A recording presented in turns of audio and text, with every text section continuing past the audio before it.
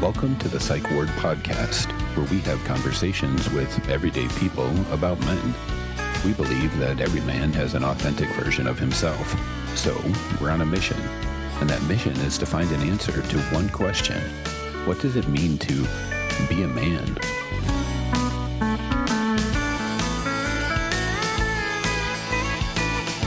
Welcome back to the Psych Ward Podcast, where we have real conversations about men with men. I'm Eric Ward, and as usual, with me is my co-host, Mike Lucas. How are you, Mr. Lucas? Doing good, thank you. Mike, during our last episode, we took a look at how societal pressure to be a man led at least one person to the point of abusing alcohol. Of course, we know it happens to a lot more men than just that one every day. So as we continue our search for the definition of a real man, today we're going to talk about what happens when the path a man is on goes really sideways. We are going to talk about men who end up in prison. Just a few statistics to throw out there. At the end of 2022, there were 1.23 million people in state or federal prisons in the U.S. 32% of them were Black, 31% white, 23% were Hispanic, and 3% some other ethnicity. Texas and Florida have the fastest growing number of prisoners, and overall, Texas has the most prisoners. They had about 116,000 out of those 1.2 million. California is right behind them at just over 100,000. What was interesting to me was if you look at the percentage of a state's population being in prison, Massachusetts turns out to be the big winner, I guess. About 12% of their people are in prison at any given time. Not surprisingly, men account for about 93% of the U.S. prison population. Also, not surprising, 62% of prisoners are in prison for violent crimes, things like murder, rape, robbery, and assault. 13% of prisoners are there for property-related crimes, things like burglary or fraud. About 12% for drug-related offenses, and then 11% for things like weapons offenses, DUIs, other stuff. So, if we are going to talk about men in prison, what better resource to go to than a man who worked in the prison system? Our guest today is Mr. Guy Groot. Guy is a retired prison mental health professional and administrator. Guy, thanks for being with us. Do you want to tell us a little bit about yourself and maybe your career path in corrections? Yeah, my name's Guy Groot. I began working in juvenile corrections in 1974, providing services in a juvenile correctional facility, counseling, therapy, supervising the therapist department, program services, the treatment department. Fell under that would be psychiatry, psychology, social work, substance abuse, sex offender treatment, and counseling. And I did that until 2004, and then retired from the state system. And I did another 10 years working for a contractor that provided clinical treatment services in adult prisons, specifically the sex offender unit and the older gentlemen, the 21 to 70-year-olds, were under civil commitment as sexually violent persons. And I supervised a team of clinicians there. So you had some administrative duties, but did you have regular contact with the prisoners? Yes, it included, I did 3 treatment groups a week. And then there were other special things like crisis. We sat on the daily behavioral committee. In fact, we operated it along with one of the security personnel. And what's the behavioral committee do? Well, that's when, there's a gentleman gets a ticket for misbehavior within the prison, violation of rules or proposed violation of rules. And then we interview him. We interview the staff member who wrote the ticket, look at the circumstances, and do some intervention at that point in time. So I have one big question. I'll probably come up with a lot more as we continue this conversation. But my big question, and it's both a loaded one and kind of a vague one at the same time. How can that be? Yeah. Well, I'm either gifted or special. I'm not sure which. Or both. Both. So why do some men end up in prison and others don't? Well, that's a good question. I think money has something to do with it in some regards. Defense attorney work, it can be expensive. Some gentlemen, are able to provide themselves with a shield through, having good attorneys. Now, that's just a portion. That's a small portion. Another part of it is we tend to, in this country, if you look at the statistics you talked about earlier about who is in the prison system, it's concentrated on aggressive criminality, breaking into someone else's house, hurting someone else physically. So there's a lot of criminality that we would think, oh man, that's not very good. He just stole $1 million. Well, that person doesn't get as long of a sentence because the harm to others is, financial, not as physical. Others, if you look at the probation system, you talked about there's roughly 1.2 million people incarcerated in this country. There's a tremendous amount of individuals that even beforehand come into the system. They're charged with a crime, and there's some form of a adjudication, and then they are dealt with through probation or some form of action on the charge that doesn't take them into a lockup situation, or if only in lockup temporarily, or whatever. They're able to change the course, or at least put the brakes on. So there, some do wake up. What you do when you're trying to work with them is trying to, kind of wake up that motivation. How do I need to desist from this? You have to wake up the motivation to want to desist from it. Sometimes it's been the norm within their behavior. It's been the norm within their family. It's in their culture, their local culture that they've adapted to very well. An old Illyrian term, I think Rudolf Dreikers had coined it, is you have to spit in their soup so it doesn't taste as good. And, get them to, say, oh, I don't like this. This is not working for me. Or, something comes along better.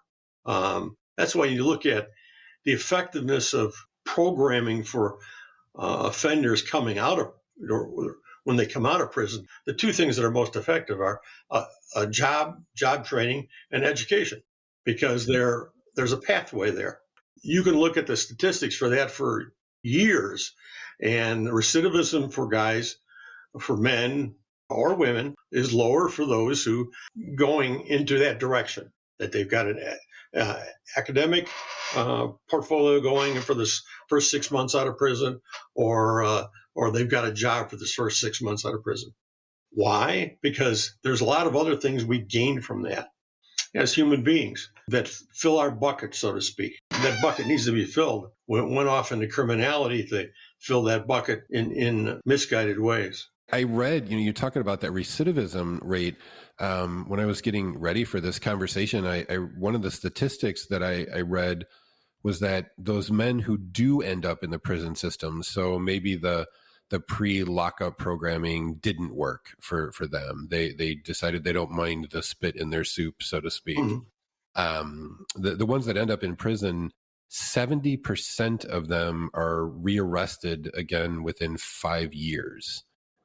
And that number seems to be higher for men, and maybe it's because they commit more violent crimes than women do.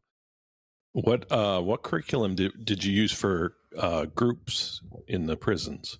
Well, we used the different curriculums that fit with a cognitive behavioral theme. So, but the last 10 years, we had moved to using the Good Lives model and Good Lives workbook with the sex offenders. That gave us some things to work with from the standpoint. They go back and they kind of dug deeper on, what floats my boat from my childhood or a younger age. How did I make myself feel good? How did I define my life? How did I define a good life? How did I seek knowledge? How did I seek community with other people? How did I get all those personal needs met that pretty much are almost universal?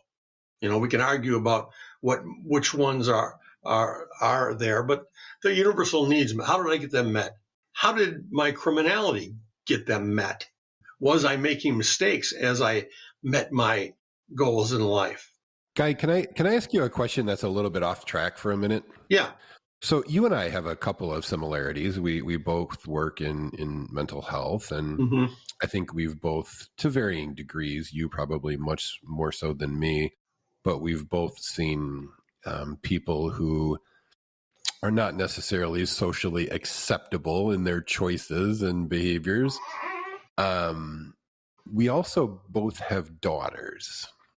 And it's really interesting to me because I've worked with almost every population of people and diagnosis and criminal justice involvement and everything else. But the one group I have always said and will continue to say that I could never work with was sex offenders. How do you set aside, and maybe you don't have the same reaction that I do. I think in my head, my reaction to some of those sex offenders is I don't care about the diagnosis. I don't care about the underlying trauma and all the rest of it. You're hurting children. And how do you set that aside, I guess, is my question. Well, you don't set it aside. The person, it's all part of the person. It's not the whole person, though. The person, has more components than that. And that's how I had to look at it. Like, yeah, this was just one component of them. You had to look at helping that person not hurt somebody else. If that person could hurt one less person, that's a victory. So it's the same argument we make at our office for treating domestic violence offenders who, you could say they probably are equally despicable from a social perspective. We're taught as boys you don't hit girls, and these men grow up and in one way or another they hit women. And I take the same approach that, hey, this is exactly what you're describing. This is a guy who made a mistake, and that's a part of him. And there's reasons that he did it, and none of it's excusable. But we give him the credit and we treat him. And I don't know. I think for me, it's always been different when it comes to sexual crimes, and especially sexual crimes toward children. For me, it just, I don't know. I can't describe it. And God bless people like you who are able to view that as a component of them. I think for me, it's all I see. And that sounds terrible. Like here I am, this mental health clinician, and, I have this leadership role in an organization, and I'm like, It's good that you know that going in as a clinician. You got to know who you can and can't work with. Right. We at our clinic, we didn't serve sex offenders for years. And about 2 or 3 years ago, the IDOC asked us, would you be able to put sex offenders in your anger management group or your substance abuse groups? And our initial response was, we can't do that. Why would we do that? But through some discussions with another state, I think it was New Jersey, where they were serving people with sex offenses. At first, people were like, nope, not going to do it. I'll quit. Once we decided to do it, people stuck with it. Nobody quit. I think they just got curious. And I think also what Guy said was, it's one way to be involved in making a safer community. The nice thing about putting them in normal groups, nobody knows that they're sex offenders. It's not a whole group of them. They're just sort of joining a regular group, which I was also questioning is that okay? Mm-hmm. Did any of them disclose themselves? We talk to them about problems with disclosing it in a just a common group. Oh, they are aware. Oh, good. We tell them it's not a good idea, but and I can't think of a time where it's become an issue. We did have one person expose his genitals to a staff person, but that was a one-off that we dealt with that. He wasn't allowed back in. I was running a domestic violence group once, and we had a guy come into group who had domestic violence charges as well as some child sex offense charges. And I think he knew not to discuss that in group. But unfortunately for him, one of the other guys in the group had been in the courtroom when the guy's sex offenses were being discussed and immediately disclosed it to the entire group. And we nearly had a brawl. It was interesting. These men who, had no issue with domestic violence toward women were very protective of children. Everybody has their own limits. One of the things that we would do with offenders is we'd ask them to kind of be accurate. Part of being a little accountable is to kind of be accurate of, what you did do and how did you get there in the first place, and how let's create a whole plan here and work a plan to go the other direction. And it would be funny some of the things that they would hold back, even an offender who had done 20 different things that none of us or we would find objectionable because it was the one he found objectionable. Mm-hmm. I've done a lot of assessments. When people enter our program, we do an assessment called the Level of Service Inventory. LSI, yeah. And it always amazed me when we'd get to the drug section and they would use meth, crack, all these drugs. But how about heroin? Oh, God, no. It was like, no. And they'd look at me like, how could you ask me that? They draw the line. The internal guide, and they set it maybe at a different place because they've pushed it to there. And I guess part of treatment is getting to bring it back and set it in a different place again. Guy, Mike and I have spent quite a bit of time in previous discussions talking about, I guess, how we're trained to become men, whether it's in our families or by society and culture. And I was thinking about that when I was reading some information. It was talking about these recidivism rates, the likelihood of ending up back in prison. And what was interesting to me was that the younger you are, the more likely you are to reoffend. Mm-hmm. Someone who's 17 or younger, when arrested for the first time, has a recidivism rate of about 80%. Whereas somebody who's arrested for the first time in their 40s, it goes down to like 28%. Why do you think that is? Well, look at the energy the person has. Look at their cohort. Who are they hanging around with? Somebody at age 40 or 50 is on the downslope, so to speak. Somebody age 17 is on the upslope. Look at what they have. Some of the things that they talk about in terms of neurology, brain development isn't, at age 17, there's still quite a bit of development going on. And we know that impacts impulsivity, impacts judgment. I think for every year earlier in their life that someone started drugs, it adds 8% to the chance that they will become highly addicted. Really? If somebody starts at 17, the person that starts at age 16, it has an 8% chance that they would be an abuser or dependent. 15, another 8%. I mean, the earlier usage. Well, and that ties into that whole concept of, when people start abusing drugs, their emotional maturity or development stops. Right. Juvenile sex offenders have actually a low recidivism rate. With intervention, their recidivism rate is very low, much lower than adults. Again, Look at the behavior within the context of who they are, where they are. Once it's visible with somebody, all eyes are on them. The eyes are, our eyes are on them. You spoke about it earlier about the people in group would disclose about the other group members. They knew. Other people know. And once somebody is an offender, again, all the eyes are upon them.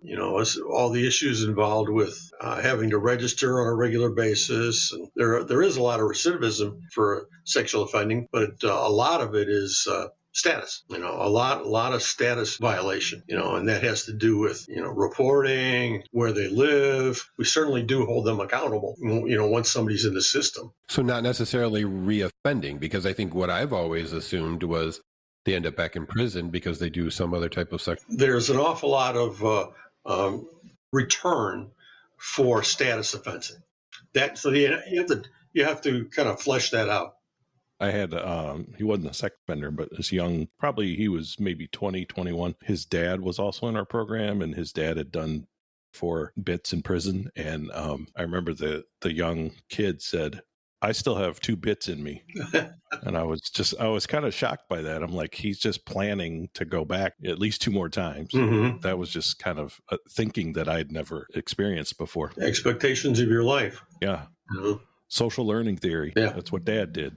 Guy, can we shift and talk a little bit about kind of your interactions with men who were incarcerated, kind of a day-to-day thing? So, Mike and I, we're not very far into this yet, but our goal really is to try and figure out what does it mean to be a real man. And I don't think we're ever going to come up with a definitive answer. I certainly don't expect to, but I feel like we've already learned a lot about how other people think and what we think even. I guess one question I have is, for men who are in prison, is the definition of a real man different than it is on the outside? That's a good question. How do you define a real man? I mean, that's a big question. I'll go back to my studying statistics. One thing I learned there is what the variance within the group is greater than the variance between groups. Yeah. So the variance within the prison population was pretty broad. Not everybody sat there throwing the dumbbells or barbells up every day and pumping iron. There was a wide variety of people, a wide variety of walks of life. In the adult context, mine was a little narrow. They were all people that had specific sex offense charges. I think I have this perception. It probably comes from TV and movies more than anything else. But, prison is filled with fights and violence, and, the weak are preyed upon and used by the strong. And, the bigger and stronger and more connected you are, the more of a man you're perceived as being. I didn't see that a lot. It was in the juvenile system. Yeah, there's some misbehavior, but for the most part, you're talking about groups that are, supervised. A supervisor or a staff member, like every 18, 20 kids, a reasonable amount. The adults, the sex offenders, their supervision was pretty strong. You didn't have a lot of fights or conflicts. They're very rare. I mean, you had a lot of conflicts over TV programs, this, that, and the other thing, but you didn't have, any major fights. Now, if the prison was under less control, that could be a problem. One thing we did notice when we started serving that population was they were much more compliant. They didn't come into the center with an attitude. They were there. They came to group. They come to, all the things that they're supposed to be there for. So we do see a higher rate of clients with treatment with the sex offender group than the regular group. I don't know if you saw the same. They had the option of not being in treatment. They could opt out. Now, that said an awful lot about them. And if they did opt out, that got reported on, in their evaluations when it went in front of the court. It had a consequence. So some of them, 40% of them opted out, and they're just going to sit in their cell, and that's how life is going to be. Okay. But the ones that were involved in treatment, most of them made an effort. Yeah. And there's different categories too. Sex offending was a really broad brush. That's something we learned too, was there's a very broad brush, and most of the people that we see were not child sex offenders, maybe some, but that's what I always picture as a child sex offender. Many were, they dated an underage person, so they got sex offense for that. So very wide brush. Yeah. Guy, when you worked with the adolescents, and I guess I'm interested particularly in adolescent boys that you worked with. I'm assuming a lot of them, there's absent fathers. Yeah, there's an awful lot of not what we would consider to be, a traditional two parent home. As an example, we were not that far from Chicago. We were not that far from where they lived, and a lot of them would never get visits. A good percentage of them, 30-40%, would never get a visit. Next time they saw somebody from their community is, when they were paroled and being taken home. And that spoke an awful lot. They didn't have the means or they didn't have the desire, to get out there and see their child. Although I had some funny experiences. This was long ago. I had to kind of cover visitation and had one of the clinicians there. So I was there to talk to any of the parents and along with the security person. And this one mom, she comes in and she goes, "Oh, Mr. Groot, how is he doing?" I said, "Well, he got in trouble the other day. He got in a conflict with another guy and he got a write-up." Okay, so I thought nothing of it. She kind of waits by the door, waiting for him to walk in, and he comes walking in and she slaps him upside. I thought, wow. I saw a lot of care there in a wrong way. She really cared.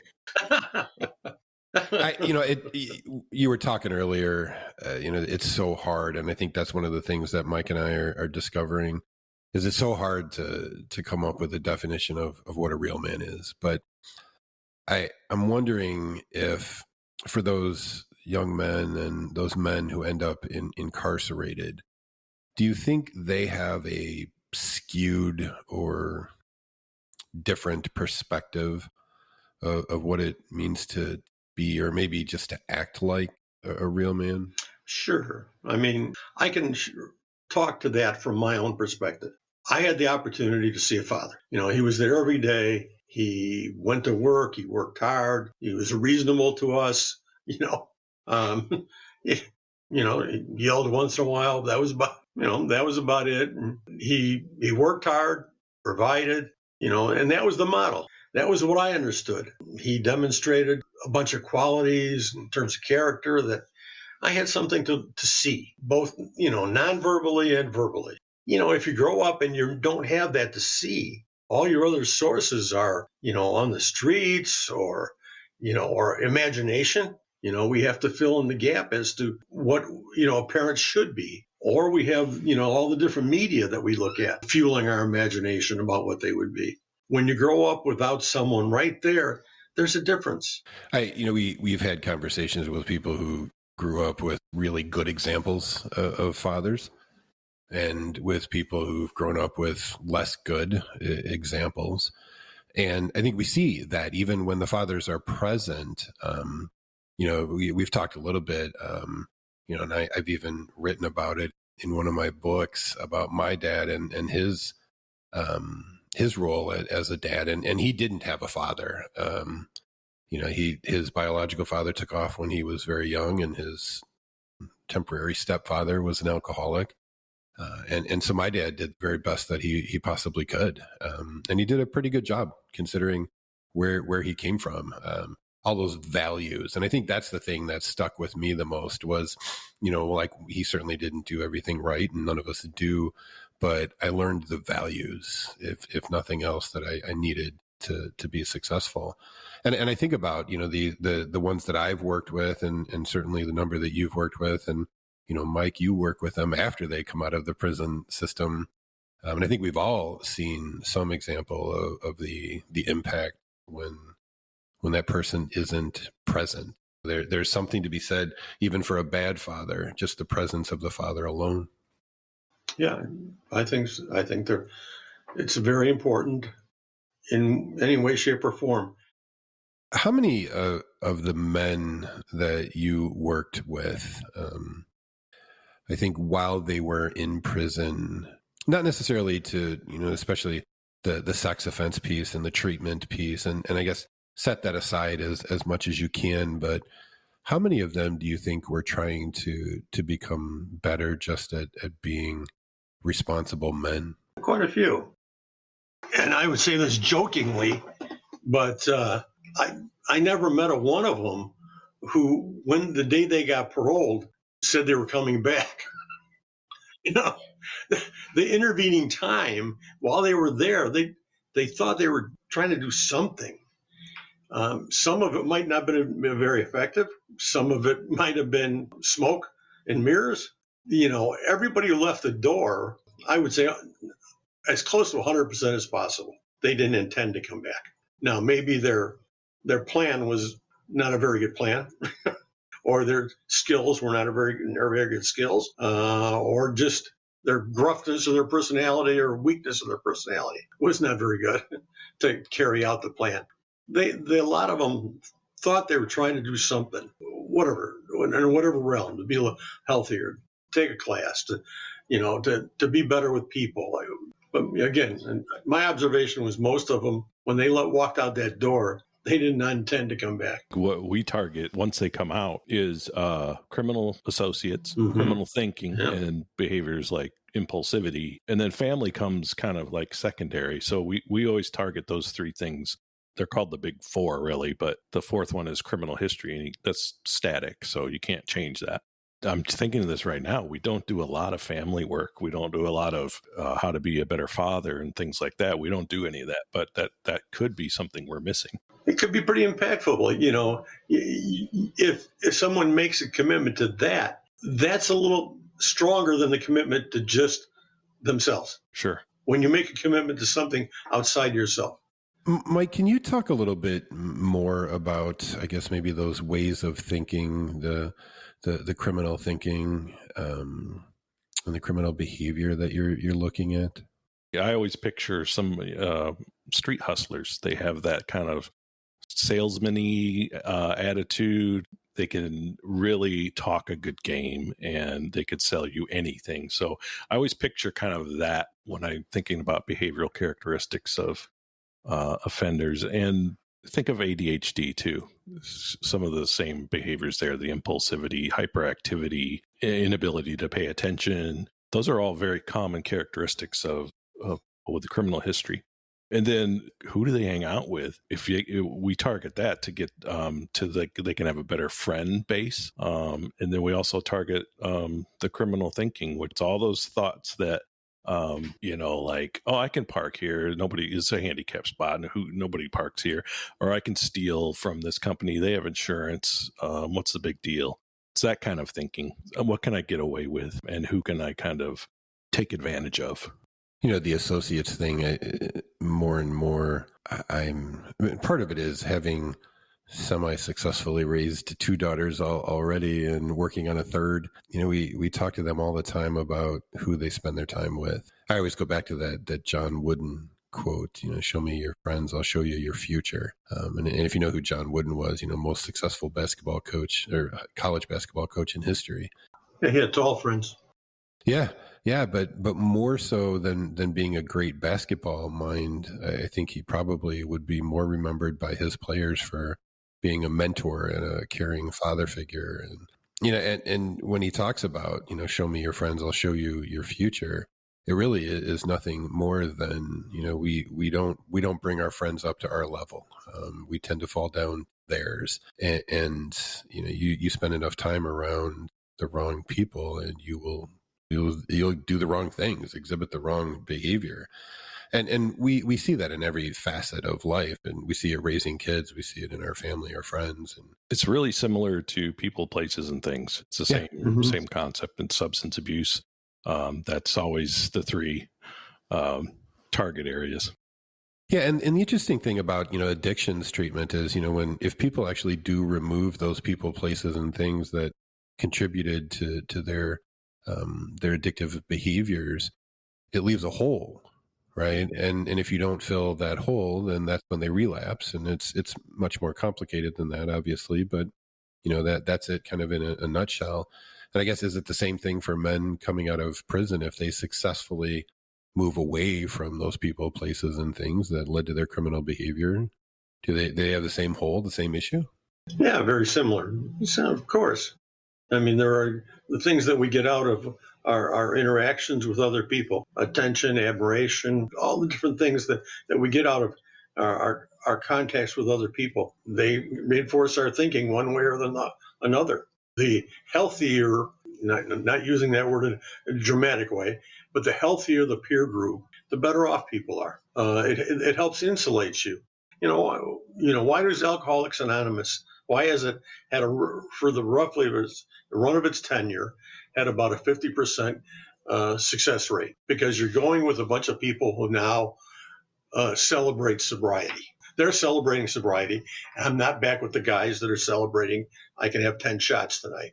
That's one of the difficulties of sex offenders. We don't want to be by them. We don't want them in our neighborhood. We look up online if they are in our neighborhood. They're isolated in who they are. There's some effective programs, mostly in Canada, where they're embraced by a group, and they're brought into a living situation. The community circles, they call them. And the community circles around them, and the numbers there are purportedly pretty good in terms of lower recidivism. Yeah, I saw a news program just the other day about Topeka, Kansas, where they're bringing in immigrants and getting them set up in houses, and they're giving them a circle around them of people to help them to get off the ground for the first 3-4 months. And, the immigrants are from all over the world, from the Southern Hemisphere and from Ukraine, but they're wrapping their community arms around them. Sure, they're going to have a better chance at making it when they raise their hand and say, hey, I don't know how to do this. They've got 4 or 5 people in the community saying, here, I'll help you. I'll take you to that appointment. I'll make sure that, your toaster gets fixed, whatever it is. And that's a message those people are receiving. They're being embraced by the community. I think that means an awful lot. Yeah, and I would say a lot of our clients want that sort of embrace, will want to be embraced like that. But their social skills are often pretty poor, and they tend to push people away. Yes. And so it's hard to say, just go find a new group of friends because that don't get in trouble. It is hard. Yeah. And people have to intentionally do it. Yeah. And just like working with a borderline, sometimes you have to push past the no. Well, and I can see that there are some traditionally male characteristics that are in all of us that would make that even worse. The I guess maybe unwillingness to open up emotionally and cognitively, and the tendency for loneliness and being sort of separated emotionally from other people, struggling to engage with others. I think that's probably inherent in a lot of men. And when you add on the lack of social skills and the labels that come with being a criminal offender and everything else, you see why they struggle to build a community. It's interesting because there's that phrase again, Mike. You're going to have to cut it out. Yeah. Yeah. I don't know if I've talked about this before, but the church that I go to is one of those churches where you find people from every single background and ethnicity, and it's remarkably cool. And there are people there who and partially from tattoos, partially from behaviors and styles of interaction that they've been in the system. And I don't know that I've ever even had the hint of any of them being pushed aside or marginalized at our church. And a lot of that comes from our pastor. One of the things that he's always said that I love, he says the church was never intended to be a resort for Christians. It was always intended to be an emergency room for sinners. And he says that you look around an emergency room and people are bleeding and smelly and gross and hurting, and our job is not to serve coffee and crumpets to the doctors and the nurses. Our job is to serve those people who are hurting, and he kind of relegates the church to the same thing. And I think it's part of the reason, if you have the right church and the right fit, that some criminal offenders do well when they fit into a church setting like that, because it is accepting, and it's accepting regardless of past and labels and all of that. But I think even in the church, it can be very difficult for people with a criminal background to find a place. Yeah, it comes from how we as society, view and push away people, and we define that. The more closely we define it about a person, the more difficult it is for them. You look at culture. I mean, there are people of certain races that still have that same dynamic. They don't have to be an offender. They can be of a certain culture when we isolate them. Yeah, when they come at you with that hustler attitude, it kind of pushes people away. Very common is low frustration tolerance, so they don't tolerate frustration well. And that can be a problem when you're trying to make friends. And also, I didn't know this until I started working at this job, but a lot of them are very dramatic and histrionic. Really? Yeah. Which is a very non-typical characteristic for men. Exactly. And that may be why they don't fit in with men who are not.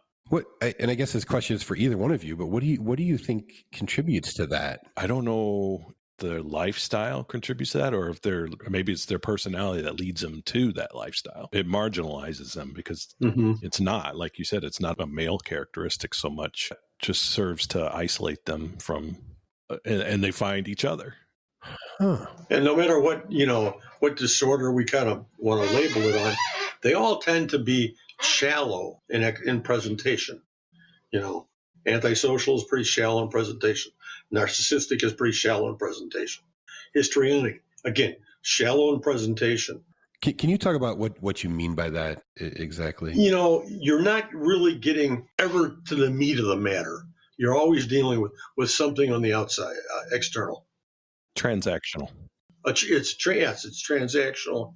It's, most personality disorders, you're always dealing with the outside. The personality disorders were all, I think, defined and meant and developed by a person to protect themselves. So that's what we see. We see a lot of self-protection. So that could be part of why they present as histrionic, is that self-protection. Mm-hmm. A lot of squirrel, go there, look that way. And, getting to the meat of the matter is hard. You were talking about that kind of, sort of smarmy salesman-y approach. When I was in high school, my dad worked at a rescue mission, mostly, criminal offenders and addicts. And they had a resale shop, and I had gotten in trouble for something at home. I don't even remember what. And my dad decided that it was during the summer. My punishment was that for a month, I had to go to work with him every day, and I had to work in the resale shop. So I would ride on the trucks to go pick up donations, and we would sort things and fix things and clean things. And I learned a lot of new bad words and combinations of bad words that I hadn't heard before. And I learned lots of very creative and illegal sorts of things. But one of the moments that really stands out the most, I was with this guy, and he was one of those, exactly what you're describing. Very, very smooth and very salesman-y guy. And we were standing in the middle of the resale store, and this woman was in there shopping, and and she kind of started talking to him, and it was very clear she, kind of was interested in him, and, he was very interested in her. And what's funny is that the men who were in the program lived there, and they couldn't leave. They weren't allowed to leave the facility, not even to go out after they were done working for the day. And so, they start talking, and they trade phone numbers, and I'm looking at him like, where are you going to go? Why are you doing this? And then, she asked him oh, where do you live? And he's like, oh, I live over on the east side. Well, the mission that we were in was on the east side of town. So he wasn't lying necessarily. But at no point did he say, oh, I live here in this treatment program for addicts and offenders. It was just, oh, I stay over on the east side.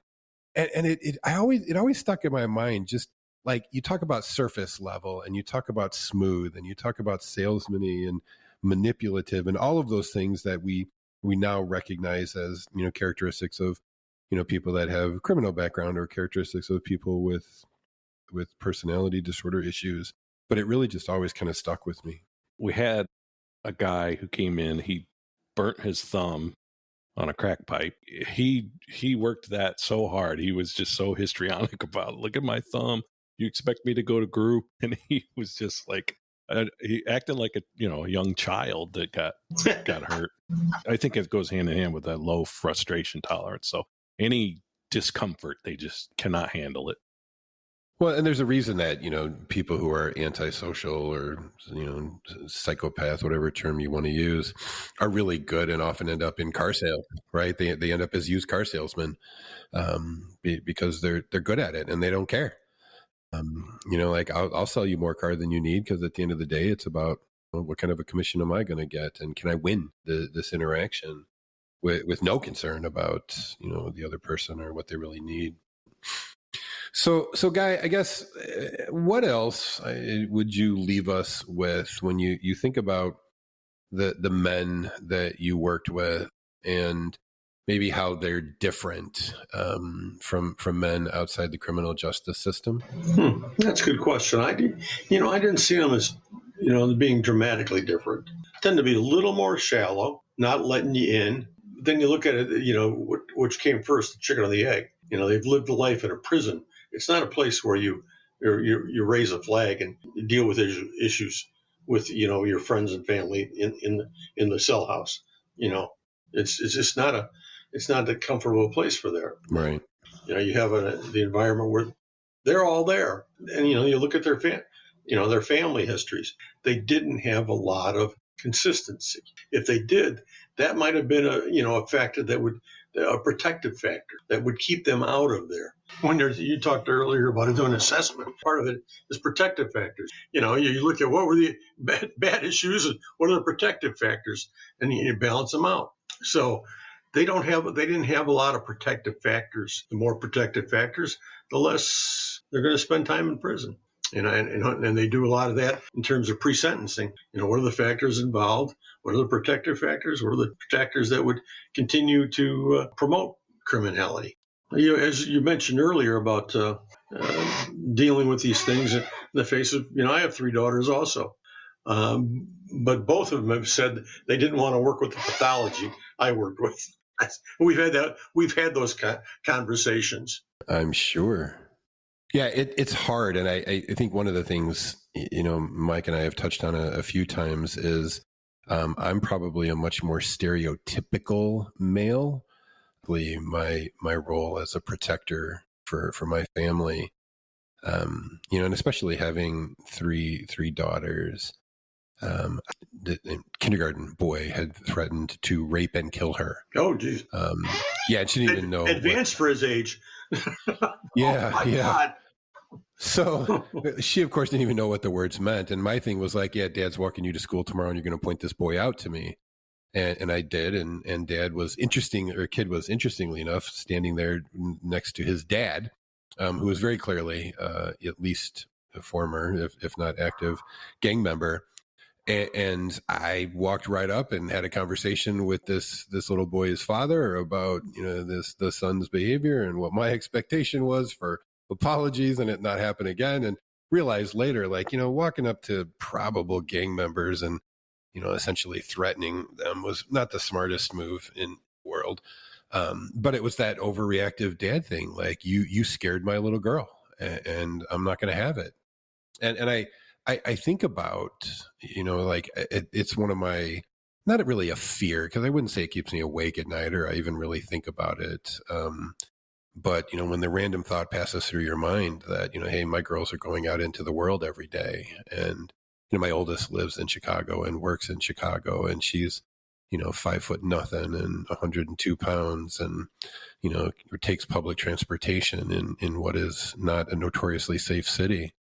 And I think well, what if somebody hurts her? She's not going to be able to, she thinks she's tougher than she is, but she's not going to be able to protect herself, and I there's nothing I can do about it. But it's one of those things where I think I as a dad probably fall into a very stereotypical role. Yeah, yeah, and I've had this conversation with some friends before about, well, what if somebody actually did hurt one of my girls, and I've who knows like what you're actually going to do when the situation happens, but I've flat out said like I'll go to prison. I got no problem with that. I'll make the guy pay. I don't care what it takes. I always think about like that video from the 70s or 80s. I don't know if you ever saw it, that airport shooting. There was this father and somebody, his kid's karate instructor had kidnapped him and taken him out of state and sexually assaulted him. And they got the kid back and they arrested the guy, and they brought him back, and the cops were walking him through the airport, and the kid's dad was pretending to talk on a payphone, and he turned around as they walked past and shot the guy that had hurt his kid. Oh, in Michigan? And he ended up The one in Michigan? No, you go look it up. It's a famous video, or infamous maybe. And the cops were like, why would you do this? And I'm like, what do you mean why? Like, that's a stupid question. I know exactly why he did it. Oh yeah, I can imagine. I've had those similar feelings. Yeah, for situations. There's some people that have done me wrong over the years. It's like, oh boy, but just somehow a stronger urge to act in a more civilized way comes across. Who was the guy that gymnast coach or gymnast doctor, maybe? One of the dads of the gymnasts attacked him in court. There's video of that. I can't say that I blame him. No, every time I see one of those videos of some parent going like over the rail at a criminal in a courtroom, I'm like, yeah, okay, I get it. Mike and I both did do mobile psychiatric crisis intervention. We worked in emergency rooms, and Mike, I don't know if you ever saw this person, but there was a kind of a frequent flyer we used to have, and it was a person who had AIDS and was very vocal about the fact that he was unfortunately a good-looking guy, and very vocal about the fact that he was going to take some women out with him intentionally. So was he the one that pulled the door off the hinge? No sliding door? No, he was a small guy. But he, besides that disgusting behavior, one time he got mad at me and spit into a cup of water and then threw it at me across the room. And those are the times, like you said, like where I got lots of feelings about you right now, and I have lots of thoughts about you and what I would like to do to you. Never did it, of course, because my option was just one of those pen is mightier than the sword things. I'm just going to commit him to a hospital instead. But when the officers in the prison, and myself also, but that was something that we got comfort in too. You can always write somebody up, and you get to go home at night. That's right. So, Guy, I'm going to ask you a question we've asked everybody so far. Are you a real man? That's a good question. Am I a real man? I'm who I want to be. I followed my dad's path. He was a hard worker, and he just cared for the people around him, and he wasn't showy. He was just a guy. And that was enough. That was enough. I smoke cigars. I play golf. I guess I'm a real man. I don't know. Cigars and golf. That's pretty good. I don't drink much, but, I don't. I like that you said you're who you want to be. Because that's another piece of this. What makes you authentically a guy, and that's even harder to answer. But everything I've read on authenticity is, are you who you want to be? And if you can get to that point, that's a great place to get. And then the follow up to that is, are you who you say you are? Yeah, right? Yeah, I am. That's something I really. Boy, for 40, 50 years, I've paid attention to that. Does the inside match the outside? Are people seeing what I got going on in here? Sure, there's some nuggets that, I only share with certain people. We all have those little nuggets. Eric, you got to know me a little bit. I swear a little bit. I tell a few jokes, and I don't know. You have a beard. Yeah, I got a beard. And a good looking one at that. Guy, one of the things I think I appreciate about you is just the genuineness, and that's that authenticity piece that I think we touch on. I most appreciate being around people who are who they say they are, and they're reliably so. I think some of my unhappiest moments in life have been when I am not being true to who I am. I'm not acting in a way that's authentic to me. And I think, for me, and like I said, I thought about that for the last 40, 50 years. It really went along with, I'm working with people and they're going to sense who I am. And if I'm not giving them, if there's a disparity in what they're seeing, they're going to pick up on that. And Mike, you've worked with offenders too. Offenders seem to pick up on that faster than other people. Oh yeah, they're. Really, they got antennas. They really got antennas. So it's like I had to kind of, I got to keep a few nuggets back, but I had to be who I said I was. And it also played well in supervising people. And I don't mean play. It let me be with them, and help them, and as a supervisor. Yeah, I think when I've had supervisors who are not genuine, who are not honest, maybe not consistent, I think those are the ones where I get most frustrated and sometimes even angry. Just give me a straight answer. Just be who you're going to be. It's that make me mad. Yeah, go ahead. It's okay. Tell me something I don't want to hear. Be genuine about it. Right. Yeah. All right, Michael. Same question as always. What's your takeaway? Very informative, Guy Groot. What a career. Yeah. You work with such a special population. That's admirable. The takeaway would be we keep asking the same question. What does it mean? What does it mean to be an authentic, traditional male? It's a hard question to answer. What makes a man a man? I really have trouble defining it, but I think that's what makes this podcast pretty cool, is that we get a lot of different answers from different people, and the broader can get that, I think the better it's going to be. The guys come in lots of different packages. The older I get, the broader it seems to be too. You get to that age of, I think it kind of whatever you talked about it as generativity, the age of generativity, and you start seeing things a little differently. Yeah, I see that even in my friends. They're not the same sort of like closely tied, similar type of people that I had when I was younger. I don't have a ton of friends, but my small group of close friends are very different people, but I consider all of them men in their own ways. Do you like candles, Guy? Shut up. Actually, no, we don't. We have very few. Oh, okay. There you go. My son-in-law is a fire chief, and he don't put those things in our house. I asked because I said on the first episode that I like candles, and Eric likes to go like shopping for trucks or motorcycles or guns, and I'm just as happy with candles. I don't need a truck. I can get a drill or something else. A good impact drill makes me happy. I don't understand what the problem is. Mr. Guy Groot, thank you for your time. Thank you for your wisdom and your expertise. We appreciate it. This is fun. It is fun. Yeah, it's fun. So, good having you. Michael, I will see you next time. See you next time.